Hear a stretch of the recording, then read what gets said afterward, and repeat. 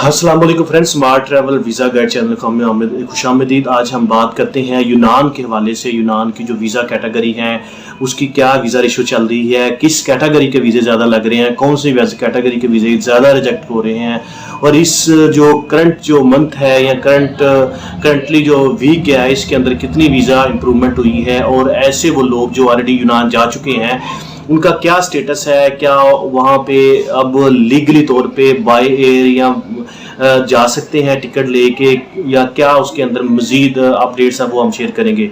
मजीद video शुरू करने से पहले काइंडली रिक्वेस्ट है हमारे चैनल को सब्सक्राइब करिए, शेयर करिए। ये एक इन्फॉर्मेशन जो हमने कलेक्ट की होती है बहुत सी मेहनत और रिसर्च के बाद हम आपसे शेयर करते हैं। सबसे पहले अगर हम वीज़ा की बात करें, वीज़ा रेशो कंपैरेटिवली बाकी जो प्रीवियस मंथ गए हैं उसकी निस्बत ही डाउन हो जा रही है। अगर हम जस्ट इस एक वीक की बात करें, इस वीक के अंदर एक दिन जो हमने डाटा कलेक्ट किया उसके अंदर 71 पासपोर्ट लोगों को रिटर्न किए गए थे, जिसमें जस्ट 2 लोगों को वीज़े ग्रांट हुए थे। उनमें से एक एग्रीकल्चर सीजनल वीज़ा था जो कि स्पेशली कैटेगरी थी एनिमल हस्बेंड्री की, जो दूसरा वीज़ा था वो कंस्ट्रक्शन लाइन था। अब एक दिन जो हमने लास्ट डे जो हमने डाटा कलेक्ट किया उस डाटे के मुताबिक 32 पासपोर्ट वगैरह ग्रांट किए थे। उनमें से सिर्फ 2 लोगों के वीज़े लगे थे, 2 लोगों के वीज़े नॉन सीजनल वीज़े थे, और वो बेकरी प्लस होटल रेस्टोरेंट के वीज़े थे, वो लोग उन्होंने वीज़े ग्रांट किए।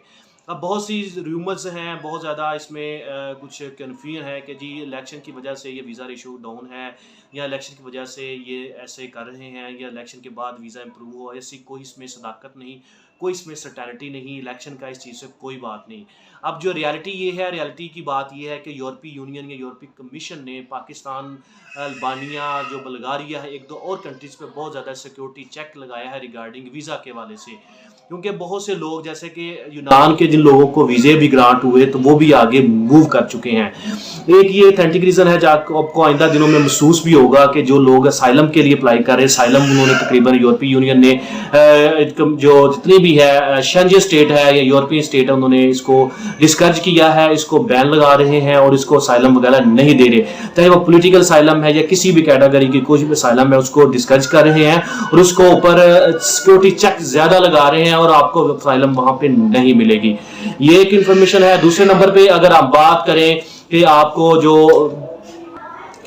और दूसरे नंबर पे जैसा कि हमने आपसे डाटा और ये शेयर किया है कि वीज़ा रेशो कैसी है और किस कैटेगरी के वीज़े ज़्यादा रिजेक्ट हो रहे हैं, किसके लग रहे हैं।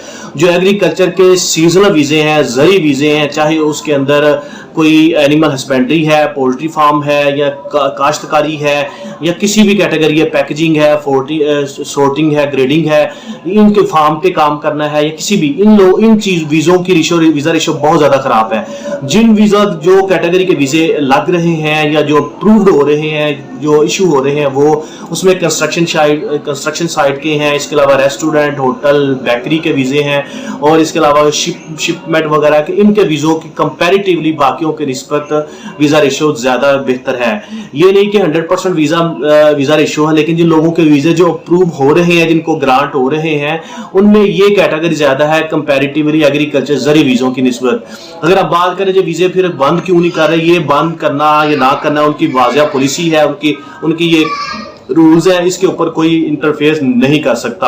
और सबसे अहम और ब्रेकिंग न्यूज़ ये है कि with the passage of time जो यूरोपीय यूनियन है, जैसे कि हमने पहले भी बताया है कि एक पाकिस्तानियों के हवाले से जो असाइलम है उसको ज़्यादा स्ट्रिक्ट कर रहे हैं। आपको आइंदा दिनों में यूरोप के किसी भी कंट्री में, चाहे वो शेंजन स्टेट है, आपको असाइलम नहीं मिलेगी।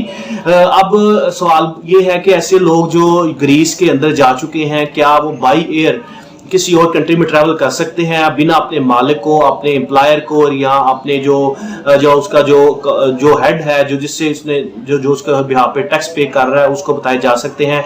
अब उनकी जो ग्रीस की गवर्नमेंट है उन्होंने इस पॉलिसी को रिवाइज किया, इसको मॉडिफाई किया है कि उन्होंने एयरपोर्ट्स पे बाकी जितने भी जो चैनल है, फ्लाइंग चैनल है, उनके ऊपर एक नोटिफिकेशन प्रोवाइड किया है कि कोई भी बंदा जो सीजनल वीजे की कैटेगरी पे एयरपोर्ट पे आता है, रिटर्न टिकट या सिंगल वन साइड टिकट लेके आ रहा है, उसको आपने ٹیک آف نہیں کرنے دینا, اس کو آپ نے آگے موو کرنے نہیں دینا.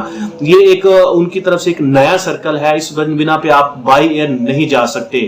اب جو لوگ دوسرے کنٹریوں میں موو کر رہے ہیں یہ وہی ڈنکی کے تھرو, انلیگل مینز کے تھرو ہی وہاں پہ جا رہے ہیں. کوئی اٹلی جا رہا ہے, کوئی اسپین یا کوئی جرمنی وغیرہ موو کر رہے ہیں. جو لوگ اٹلی گئے ہیں ان کے حوالے سے ان لوگوں کا سٹیٹس یہ ہے کہ ان کو 2-3 ماہ بعد جا کے وہاں پہ کیمپ الاٹ ہوا ہے. کیمپ کے بھی علاج جو ہے کمپیریٹیولی کم ہے, بہت ہی مشکل ہے, اور اس کے اندر جو کیمپ کے اندر فیسلٹی ہے, جو ان کو ایک جو وظیفہ ٹائپ ملتا ہے, اسکالرشپ ٹائپ جو ملتا ہے, ان کو جو ایک الاؤنس ملتا ہے وہ بھی صرف موسٹلی 70 یا 75 یورو پر منتھ ملتا ہے.